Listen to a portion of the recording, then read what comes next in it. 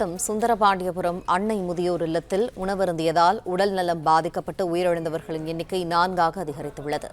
முதியோர் இல்ல உரிமையாளரை போலீசார் கைது செய்தனர். இது தொடர்பான மேலும் தகவல்களை எமது செய்தியாளர் இசக்கிராஜன் வழங்க கேட்போம். இசக்கிராஜன், வணக்கம். அங்கு இருக்கக்கூடிய சூழல் என்னவாக இருக்கிறது? விரிவான தகவல்கள் என்ன?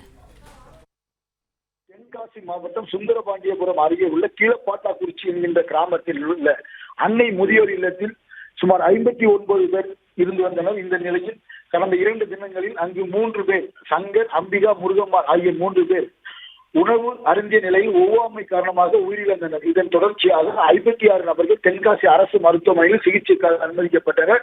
தற்பொழுது இன்று காலை சுமார் 3 மணி அளவில் மதுரையைச் சார்ந்த 70 வயது மூதாட்டியான தனலட்சுமி என்பவரும் இன்று பலியான. இதன் தொடர்ச்சியாக பலி எண்ணிக்கை 4ஆக உயர்ந்தது.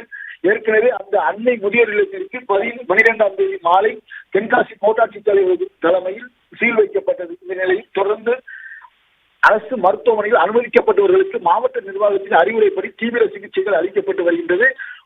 4 நபர்கள் உணவு ஒவ்வாமை காரணமாக உயிரிழந்த சம்பவம் பரபரப்பை ஏற்படுத்தியுள்ள நிலையில் மாவட்ட சமூக நலத்துறை சார்பில் அளிக்கப்பட்ட புகாரின் அடிப்படையில் காப்பகத்தினுடைய நிர்வாகி ராஜேந்திரன் என்பவரை சாம்பர் வடகரை போலீசார் கைது செய்து சிறைக்கு அனுப்பும் பணியில் ஈடுபட்டுள்ளனர். இந்த சம்பவம் குறித்து தொடர்ந்து விசாரணைகள் தென்காசி மாவட்டத்தில் நடந்து வருகின்றன.